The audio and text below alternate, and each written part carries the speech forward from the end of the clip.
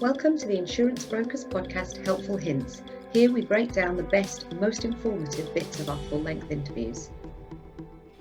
I don't think it really changed the risk landscape as such. What it did is it just brought right front of mind how reliant every single business is on technology, right? So the fact that some businesses pivoted really quickly to working remotely and working online, others took much longer to do that. But I think there was just this sudden realization that, wow, technology is absolutely key to what we do, and if we suddenly can't use that technology or something compromises that technology, we've got a problem.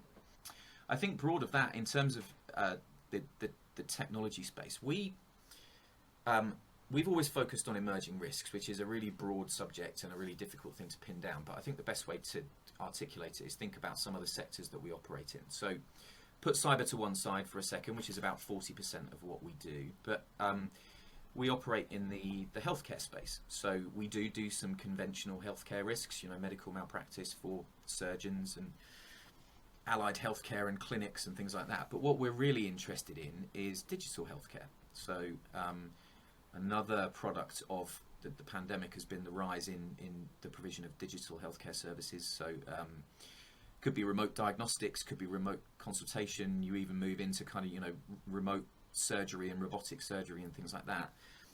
Absolutely, hundreds and hundreds of digital healthcare providers have grown up over the last 2 years in pretty much every major economy.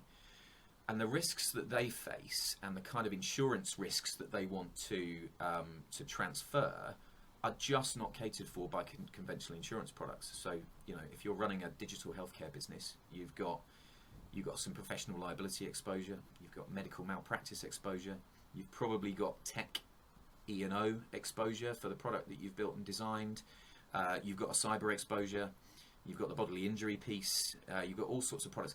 And there really wasn't any product that kind of fitted all of those things. So they might buy a separate PI policy and a separate cyber policy, but if you have a loss, trying to get those 4 or 5 policies to talk to each other is a nightmare. So what we've done is built a blended product that caters for those e-health or digital healthcare companies. So that's one example of a fairly conventional sector, but with emerging risks and the use of technology that sits around it, and that's where we'll focus our attention.